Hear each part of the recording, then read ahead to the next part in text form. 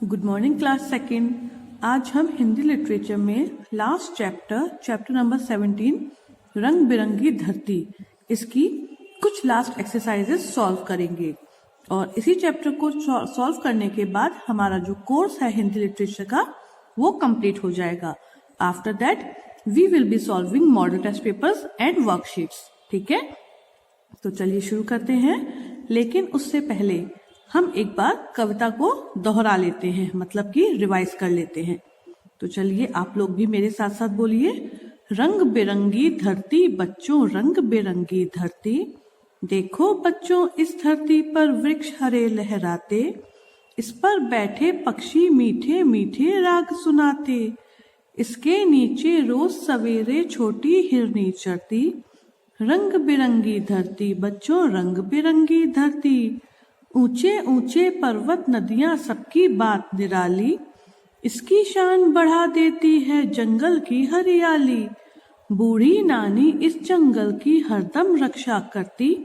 रंग बिरंगी धरती बच्चों, रंग बिरंगी धरती, जंगल का धरती से बच्चों बड़ा पुराना नाता, बाघ सिंह गैंडे हाथी को सारा जंगल भाता, पानी और हवा जंगल की सबकी पीड़ा हरती। रंग बिरंगी धरती बच्चों, रंग बिरंगी धरती, हरे भरे लहराने वाले जंगल को मत काटो, मार जंगली जीवों को तुम मौत न सबको बांटो, जंगल जीवन जंगलों के मिटते ही सारी दुनिया मरती। रंग बिरंगी धरती बच्चों, रंग बिरंगी धरती। तो ये थी हमारी कविता रंग बिरंगी धरती, जिसमें हमने धरती की सुंदरता के बारे में वर्णन पढ़ा और उसमें हमें क्या नहीं करना है, मतलब प्रकृति को कैसे बचाना है उसके बारे में भी जाना। तो चलिए अब इस चैप्टर की हम लास्ट सेक्शन ऑफ एक्सरसाइजेस भाषा की बात को सॉल्व करते हैं। तो भाषा की बात की हमारी पहली जो एक्सरसाइज है अभ्यासमाला, उसमें हमें क्या करना है, समान तुक वाले शब्द लिखिए। नीचे जो कुछ शब्द दिए गए हैं उनके आपको समान तुक यानी कि राइमिंग वर्ड्स लिखने हैं जो बोलने में दोनों शब्द एक जैसे लगते हैं। तो चलिए शुरू करते हैं, लेकिन पहले हम इन चारों शब्दों को एक बार पढ़ लेते हैं। लहराते, चरती, निराली और काटो। फिर से देखें, लहराते, चरती, निराली और काटो। तो लहराते का हो जाता है फहराते। क्या हो जाता है? फहराते। लहराते, फहराते। या फिर हम लिख सकते हैं सुनाते। लहराते, फहराते, सुनाते, ये भी चल जाएगा। चरती, चरती का मतलब तो होता है वैसे खाना। जो गाय भैंस होती हैं वो घास को चरती हैं, तो चरती का मतलब होता है खाना। और इसका हो सकता है धरती। क्या हो सकता है? धरती हो सकता है।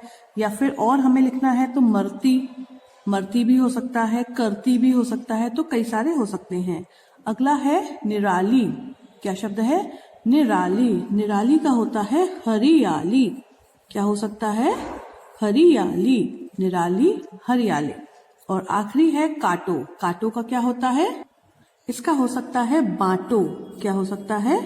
बांटो। मतलब जैसे पेड़ पौधे काटकर हम जंगली जीवों को मौत बांट रहे हैं, तो बांटो। या फिर छांटो, तो ये भी हो सकता है काटो का, बांटो और छांटो। ठीक है, अब हम देखते हैं अगली एक्सरसाइज। अगली एक्सरसाइज में हमको क्या करना है, समानार्थी शब्द लिखिए, मतलब सिनोनिम्स लिखने हैं। ऐसे दो शब्द जिनका अर्थ एक ही होता है। समानार्थी मतलब समान अर्थ। समानार्थी किससे बना है? समान अर्थ से बना है, समान अर्थ वाला। तो पहले हम सारे शब्दों को पढ़ लेते हैं। धरती, पक्षी, जंगल, वृक्ष, नदी और पर्वत। ठीक है, एक बार फिर से देख लेते हैं। धरती, पक्षी, जंगल, वृक्ष, नदी और पर्वत, ये है हमारे 6 शब्द जिनके हमको समानार्थी शब्द लिखने हैं। तो चलिए शुरू करते हैं। धरती, धरती मतलब क्या होता है? पृथ्वी। धरती मतलब क्या होता है? पृथ्वी होता है। या फिर भू भी लिख सकते हैं, धरा भी लिख सकते हैं। तो ये सारे होते हैं धरती के समानार्थी। समानार्थी शब्द होते क्या हैं? समानार्थी शब्द एक तरीके से पर्यायवाची शब्द ही कहे जाते हैं। समानार्थी शब्द हो या फिर पर्यायवाची शब्द, दोनों का मतलब एक ही होता है। वृक्ष, वृक्ष मतलब वैसे तो होता है पेड़, लेकिन वृक्ष का तरु भी होता है और विटप भी होता है। तो हम कुछ भी लिख सकते हैं, कोई सा भी शब्द यहाँ पर लिख सकते हैं। अगला है पक्षी। पक्षी का मतलब होता है चिड़िया। क्या होता है, मैं यहाँ पर इजी वाले ही लिख रही हूँ ताकि आपको दिक्कत ना हो। पक्षी मतलब होता है चिड़िया, लेकिन पक्षी का पंछी भी होता है और खग भी होता है। अगला है नदी। नदी क्या होती है, जो पानी बहता है ना, गंगा नदी, यमुना नदी, तो नदी का होता है सरिता। क्या होता है, सरिता, या फिर हम तटनी भी बोल सकते हैं। नदी का सरिता होता है, या फिर हम क्या बोल सकते हैं, तटनी। अगला है जंगल। क्या है, जंगल। जंगल मतलब होता है वन। जंगल मतलब क्या होता है, वन होता है, लेकिन जंगल का पर्यायवाची अरण्य और कानन भी होता है। ठीक। अगला है पर्वत। पर्वत मतलब होता है पहाड़। पर्वत मतलब क्या होता है, पहाड़। ऊंचे ऊंचे पहाड़ होते हैं ना, और पर्वत का हो सकता है गिरी भी हो सकता है। पर्वत का पर्यायवाची क्या हो सकता है, गिरी भी हो सकता है। तो ये थे हमारे पर्यायवाची। एक बार दोबारा से पढ़ लेते हैं। धरती, पृथ्वी, वृक्ष, पेड़, पक्षी, चिड़िया, नदी, सरिता, जंगल, वन, पर्वत, पहाड़। ठीक है, तो ये वाली एक्सरसाइज, और ऊपर जो हमने की थी अभी समान तुक वाले शब्द, ये दोनों ही एक्सरसाइज आपको करनी है, इंक्लूडिंग द थर्ड वन जो अभी हम करने जा रहे हैं। और लास्ट एक्सरसाइज हमारी कौन सी है, जी हाँ, आज आपको ये 3 ही एक्सरसाइज करनी है। शब्दों के अनेक रूप लिखिए, मतलब कि प्लूरल लिखने हैं, बहुवचन रूप बनाने हैं, जो नीचे आपको शब्द दिए गए हैं। तो चलिए शुरू करते हैं। हम पहले इन शब्दों को पढ़ लेते हैं। बच्चा, हवा, गेंडा, हिरनी, मीठा और नदी। इन शब्दों के हमको क्या बनाने हैं, अनेक रूप यानी कि बहुवचन शब्द लिखने हैं। तो बच्चा, बच्चा का क्या हो सकता है, बच्चा का होता है बच्चे। एक बच्चा होता है और बहुत सारे बच्चे होते हैं। हमें क्या करना है, किसी भी शब्द का अगर हमको बहुवचन बनाना है और उसका बहुवचन हमें नहीं पता, तो हम क्या बोलेंगे, एक बच्चा और कई सारे बच्चे। तो हमें इससे समझ में आ जाएगा।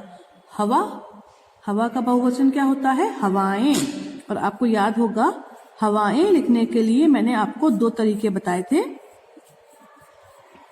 हम इन दोनों ही तरीकों से हवाएं लिख सकते हैं, या तो य पर छोटी ए की मात्रा लगाकर बिंदी लगा दें, या फिर छोटी ए पर हम चंद्र बिंदु लगा दें। इन दोनों ही तरीकों से हम हवाएं लिख सकते हैं। लेकिन जो तीसरा तरीका आप लोग यूज करते हैं वो क्या होता है, बड़ी ए पर बिंदी लगाने का।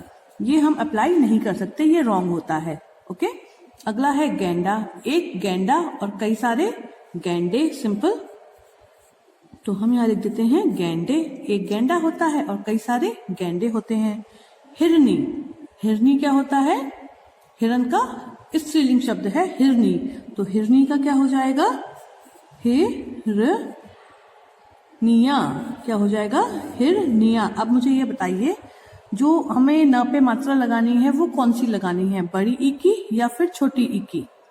यस, इस पर हम लगाएंगे छोटी ई की मात्रा, क्योंकि एक वचन शब्द में जब बड़ी ई की मात्रा शब्द के अंत में होती है तो उसको बहुवचन में बदलने के लिए हमको क्या करना होता है, बड़ी ई में से छोटी ई में कन्वर्ट कर देनी होती है। तो हिरनी, हिरनिया। आप लोग खुद बोलकर देखिए, ना पर हम फोकस कम कर रहे हैं, जोर कम लगा रहे हैं। हिरनी पूरा जोर लगाया ना पर, हिरनिया तो ना पर छोटी ई की मात्रा आपको खुद ही समझ में आ जाएगी। मीठा, अब मीठा तो हम बहुवचन बना नहीं सकते, बना सकते हैं। मिठाई को कुछ लोग मीठा भी बोलते हैं कि मीठा लेकर आओ। तो एक मीठा और कई सारे मीठे, तो हम यहाँ पर लिख देते हैं मीठे। एक मीठा, कई सारे मीठे। नदी, नदियां। एक नदी बहती है और कई सारी नदियां बहती हैं। तो इसमें भी आपको बताना है कि जो बड़ी ई की मात्रा है उसका हम क्या करेंगे, जी हाँ, उसको भी हम छोटी ई में ही कन्वर्ट कर देंगे। आप खुद बोलकर देखिए, नदी, नदियां। द पे जोर कम लग रहा है ई की मात्रा बोलने में। हम ऐसा तो नहीं बोल रहे नदियां, नहीं ना, नदियां। तो न और द पर हमें छोटी ई की मात्रा लगानी है। तो ये 3 एक्सरसाइजेस आपको अपने नोटबुक्स पर नोट डाउन करनी है। आज के लिए बस इतना ही। Good bye.